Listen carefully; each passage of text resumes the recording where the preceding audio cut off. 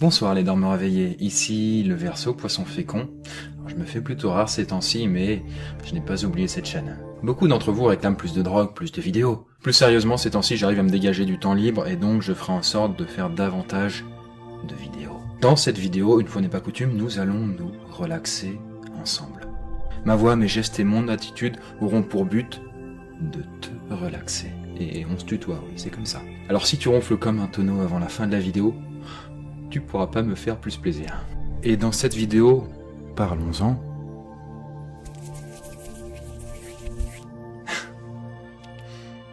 Je vais te raconter une histoire. Ta vue se trouble de plus en plus. Ton souffle se ralentit. Tes yeux se ferment lentement. Et je vais te conter l'histoire de la Reine des Neiges. Toute ressemblance avec un film déjà existant est purement fortuite. Tous tes muscles se détendent et se ramollissent. Tu te sens de plus en plus détendu. Tes yeux s'ouvrent alors d'eux-mêmes. Tu constates alors que tes pieds sont enfouis dans une matière froide et duveteuse, comme du coton. En baissant la tête, tu constates que ce qui recouvre le sol est de la neige. On peut dire que ceci est un gros flocon de neige. Tu observes cette plaine neigeuse sur laquelle tu viens d'atterrir et en regardant autour de toi, tu vois que tout est recouvert d'un voile blanc. En prenant une grande inspiration, c'est de l'air froid et piquant qui rentre dans tes poumons et en même temps un air vivifiant. Au moment où tu te tournes sur toi-même pour regarder les environs, tu vois une masse juchée sur la cime d'une montagne, elle aussi totalement blanche. En regardant plus attentivement, tu constates que il s'agit d'un château. Ta curiosité, alors, est plus forte que tout. Et tu te décides à aller voir de plus près ce lieu mystérieux. Pendant cette longue marche, tu en profites pour regarder le paysage autour de toi.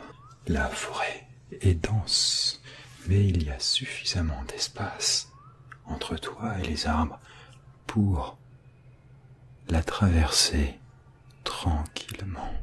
Les chênes sont nus et les sapins sont recouverts de neige. Un bruit se fait entendre et en regardant là, tu vois qu'il s'agissait d'un cerf.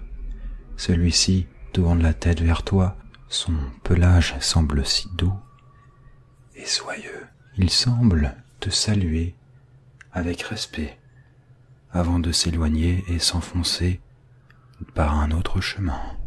Tu fixes les montagnes plus loin et elles semblent tout aussi majestueuses que gigantesques. Tu continues à marcher dans la neige de plus en plus épaisse et tes vêtements te gardent bien au chaud malgré le vent qui souffle de plus en plus fort. Et tu finis par arriver devant un lac gelé. Au bord de celui-ci, une barque est accrochée à un poteau complètement enlisé dans la glace.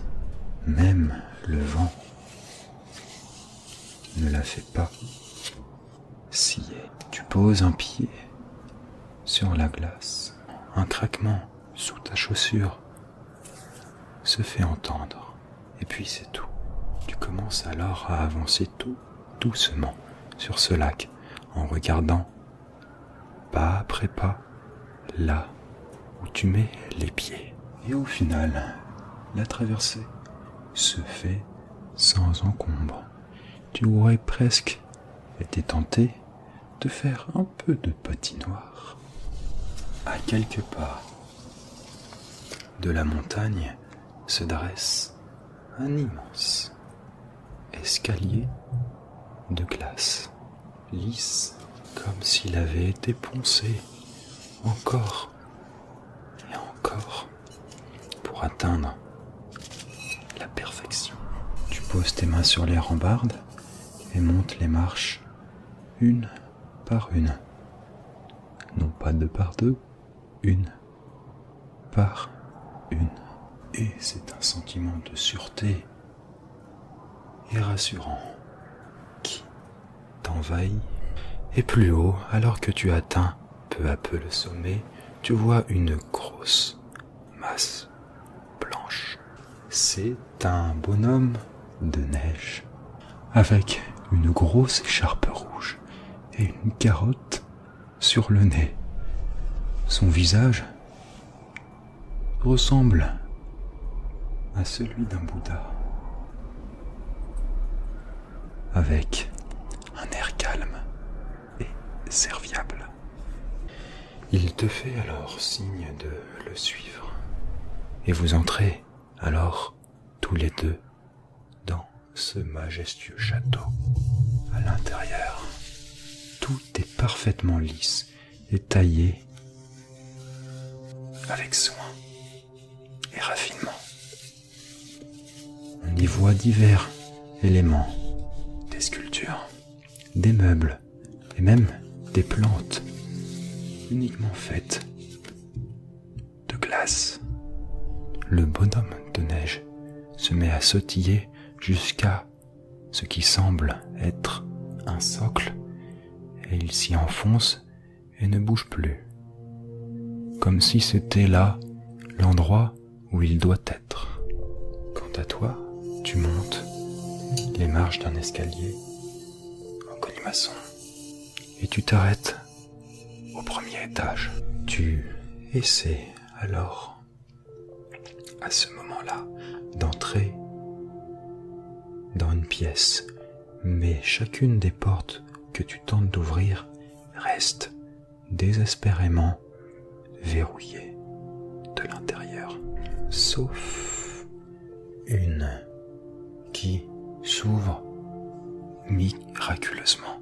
Une porte faite comme du cristal qui semble même presque lumineux, dont semble émaner une sorte de lueur. Tu l'ouvres et alors tu vois dans la pièce, qui ressemble à une sorte de chambre entièrement faite de glace, une fontaine qui siège exactement à son milieu. L'eau de cette fontaine est gelée et forme un geyser figé dans son mouvement. Tu sens que la température de la pièce est bien plus élevée qu'ailleurs. Une goutte de sueur s'échappe même de ta peau.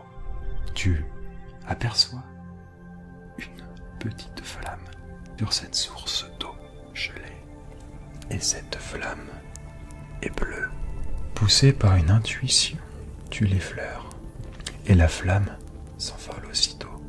Elle semble danser un instant dans les airs, se met à virevolter avant de rentrer à l'intérieur de toi. Elle s'enfonce dans ta poitrine et disparaît. Elle t'envahit alors, presque instantanément, d'une vague de chaleur enivrante. Aussitôt, la glace du geyser se met à fondre, avec des volutes de fumée qui s'en échappent. La glace fond et fond, et l'eau se met donc à dégeler. à couler librement. Cela forme rapidement une petite cascade qui remplit la pièce d'eau. Tes pieds se mettent alors à patauger. Et comme tu n'as pas envie d'être trempé jusqu'aux chevilles, tu te mets à déguerpir. Revenu dans le couloir, tu revois le bonhomme de neige. Il te fait signe, ce bonhomme de neige, de le suivre. Et finalement, vous arrivez dans un grand hall dont le plafond est une baie vitrée, laissant passer les rayons du soleil. Et au fond de ce hall se trouve une porte imposante, majestueuse. Tu vas vers cette porte et tu l'ouvres. Et en l'ouvrant, tu sens un souffle d'air glacial qui te balaye. Au milieu de cette pièce se dresse une sculpture humaine, une statue qui semble être faite, elle aussi, de glace. Juste derrière cette statue se trouve une immense terrasse, un immense balcon qui donne sur les montagnes et sur la vallée que tu viens de traverser. La sculpture, quant à elle, est celle d'une jeune femme d'une très grande beauté, dont les traits fins et harmonieux semblent être figés pour l'éternité dans la glace. Le bonhomme de neige, qui se trouvait donc juste à côté de toi, te montre une petite flamme bleue au creux de ta main. Sans t'en rendre compte, cette petite maline était réapparue. Il te propose alors de la poser sur la sculpture de la jeune femme. Ce que tu fais. La flamme rentre alors dans la sculpture de la jeune femme et se met à la faire briller d'un éclat bleuté et mystérieux. Une forte onde de chaleur se met alors à parcourir son corps. La glace, rapidement, se met à craqueler, puis se brise morceau par morceau, qui tombe au sol et éclate comme de la porcelaine. Petit à petit, la femme reprend vie. Ses doigts se mettent à bouger doucement. Débarrassée de toute glace, tu constates qu'elle porte une longue robe translucide avec de minuscules diamants incrustés, formant comme une vague. La petite flamme ressort alors par la paume de sa main et vient alors tourbillonner et se placer juste au sommet de son crâne. La petite flamme bleue se transforme, se métamorphose alors en une couronne faite d'argent avec une multitude de saphirs d'un bleu électrique. Elle se dirige vers la grande terrasse derrière elle et respire une grande bouffée d'air.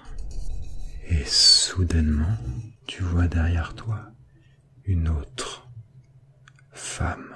Elle ressemble à celle que tu viens de sauver, mais en plus âgée, avec une longue robe pourpre incrustée de rubis. La reine que tu as donc sauvée t'explique que c'est sa grande sœur et que c'est elle qui l'a transformée en statue de glace pour que ça lui serve de leçon. Car avant cela, elle était une reine capricieuse et arrogante, mais le fait d'être restée figée aussi longtemps dans la glace lui a permis de réfléchir. Son corps était pétrifié, mais son esprit continuait à évoluer. La grande sœur s'avance vers elle et les deux jeunes femmes s'enlacent affectueusement dans les bras l'une de l'autre. La grande sœur a des larmes qui lui coulent le long des joues. Tout semble être pardonné et les remous du passé ont eu le temps de cicatriser. Les deux sœurs se tournent vers toi et se mettent à concentrer leur pouvoir. Une grosse sphère d'énergie bleutée scintille au creux de leurs mains jointes. Soudainement, la sphère file vers toi, t'esquive et vient percuter de plein fouet la terrasse. Dans ton dos, un immense toboggan de cristal apparaît et se met à pousser aussi vite qu'un haricot magique. Tu comprends que c'est l'heure de partir. Les deux sœurs te font un adieu de la main, ainsi que le bonhomme de neige juste derrière elle. Tu prends le toboggan et te laisses glisser. Celui-ci est tellement lisse que tu files à toute vitesse. Tu t'éloignes rapidement du château de glace. Le vent glisse sur ta peau. Tu passes au-dessus de l'immense escalier de glace, au-dessus du lac gelé, au-dessus de la forêt à toute vitesse, en voyant quelques points noirs qui semblent être un groupe de cerfs. Et à mesure que tu glisses, tu sens une sorte de torpeur t'envahir. Et cette descente, cette glissade, c'est comme une descente en toi-même vers des rêves plus légers et aériens. Tes yeux se mettent alors à papillonner et tu constates que tu es de nouveau avec moi. J'espère que ce petit voyage, loin vers les cimes enneigées, t'a plu, au pays de la Reine des Neiges. Bon sommeil et à bientôt. Bye.